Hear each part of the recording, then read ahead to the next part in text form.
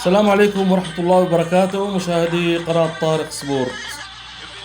رجعنا لكم من جديد بفيديو جديد. كنا غايبين الفترة بسبب قلة الأحداث الرياضية. كنا مشغولين بالأخبار السياسية أكثر من أخبار الرياضة طبعا بالفترة الماضية. آه، هلا حاب أتكلم على مباراة سوريا مع سوريا مع أفغانستان بالمرحلة الثانية من تصفيات كأس آسيا عام 2027.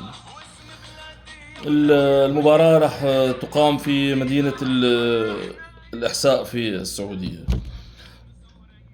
طبعا هذا بس الفيديو هذا أنا حابب أحكي فيه عن نقطة أساسية جدا مهمة جدا بالنسبة أنا يعني آه، لرأيي أنا هيك شايف يعني. حأتكلم فيها بعد شوي. طيب خلينا نرجع لمباراة أفغانستان. القائمة ظهرت بالأمس. يعني يعني القائمة طبعا دائما فيها لغط بين الجمهور يعني أنا حأتكلم عنها بشكل سريع. ما راح أفوت ليش اللاعب هذا تم استبعاده وهذا اللاعب تم استدعائه. لكن خلينا نحكي فيها بشكل سريع. اللافت بالقائمة انه اي لاعب من امريكا الجنوبية تم تحييده عن هذه الجولة حاليا. يعني ما في لا خليل الياس ولا ازيكيل العم ولا حتى الحارس ستيفان جليل. الوحيد اللي فينا نعتبره من قارة امريكا الجنوبية بابلو صباغ، متواجد مع المنتخب باعتباره الان يلعب بقارة اسيا بكوريا الجنوبية بالدوري كوريا الجنوبية مع نادي سون الكوري. بالنسبة للاعبين أوروبا موجود فقط مصطفى عبد اللطيف ومحمد الصرخدي. داليهو سمعنا انه ما راح يستدعوه الا لحتى يتم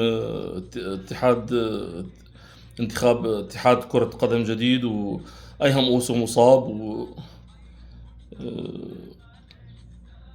ايضا اللاعبين اللي باوروبا بس هلا هذول اللي ببالي يعني.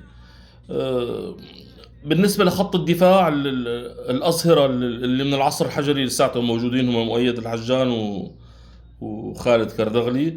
آه، الخبر المفرح للجماهير السورية هو استبعاد آه، اللاعب الأسطورة عمرو ميداني من تشكيلة الفريق. حتى قالوا انه السبب هو إصابة. تم استدعاء عبد الله الشامي. كانت كثير ناس تطالب بعبد الله الشامي من زمان، ورغم اني انا ما كثير يعني مقتنع فيه، ماني شايفه لاعب كثير مميز يعني مستواه مثل مستوى عمرو ميداني. حتى عمرو ميداني افضل يعني. لكن خلينا نشوف خلي الجمهور يشوفوا بعينهم ولعل وعسى يقتنعوا فيه او المدرب يقتنع فيه. آه، ومؤيد خوري علامة استفهام أيضا عودته للفريق. بالنسبة الزخم موجود بخط الوسط وخط الهجوم. في عمر السومة طبعا. موجود عمر خربين وبابلو صباغ مثل ما قلنا، وفي محمود الأسود. واللاعب الأسطورة رقم اثنين محمود المواس اللاعب الخبير العالمي موجود. بالنسبة للتصفيات هي تعتبر تصفيات سهلة بالنسبة لمنتخب سوريا. المفروض انه نتجاوزها يعني بأي نوع قائمة تم استدعائها للمنتخب. فما اتوقع يعني هذا السبب اللي ما عم يخليهم انه يركزوا كثير على الاسماء، يعني انه تكون انه القائمة جدا قوية يعني. افغانستان واوزبكستان، افغانستان وباكستان وميانمار يعني فرق في المتناول يعني المفروض. المباراة تعتبر على أرض أفغانستان. أفغانستان عندها أيضا عقوبات دولية. اتخذت أرض السعودية كأرض افتراضية.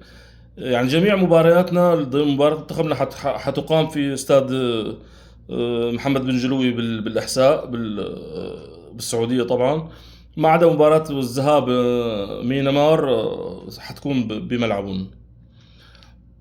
طيب هلا أنا النقطة اللي بدي أحكي فيها. حرجع للتصفيات، في عندي شغله كمان لسه يعني نقطه باخر الفيديو بقولها. آه، الشيء المهم اللي كنت بدي اقوله بيتعلق بالنشيد الوطني السوري. النشيد طبعا في سبيل المجد والعلياء نحيا ونبيد. آه، لماذا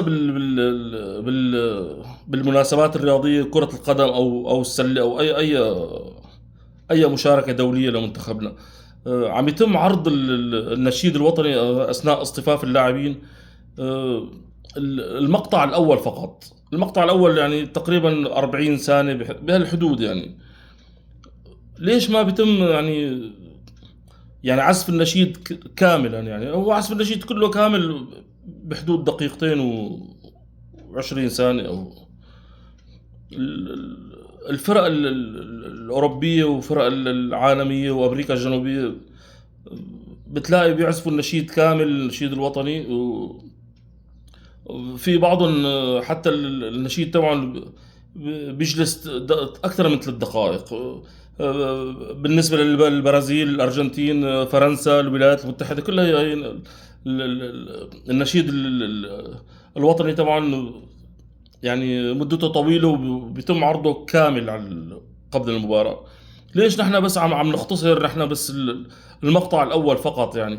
هذا يعني النشيد هذا فخر للاعبين، يعني زيادة دقيقة ما راح يعني تخرب وقت المباراة أو شيء. بس هي يعني إن شاء الله يوصل الشيء المقترح يعني للمسؤولين يعني. آه، طيب هلا بالنسبة للتصفيات بنفس اليوم هذا، أتوقع 5/6 يعني بعد 4 أيام، في تصفيات كأس آسيا للتأهل لكأس العالم.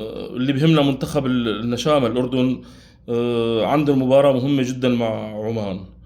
إن شاء الله فوز منتخب النشامة بهاي المباراة الصعبة مع تعثر منتخب العراق مع كوريا، سيعلن تأهل منتخب نشام الأردن ممثل بلاد الشام إلى كأس العالم مباشرة.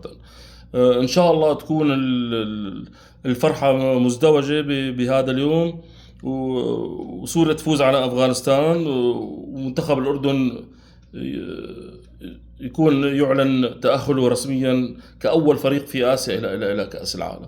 إن شاء الله بنتمنى التوفيق للنشامة الأردن. يعني هذا كل شيء حبيت أحكيه اليوم يعني. بتمنى يعني ما تنسوني من اللايكات حبايبنا، والاشتراكات اللي مو مشترك، وإن شاء الله نلتقى بفيديو آخر. السلام عليكم ورحمة الله وبركاته.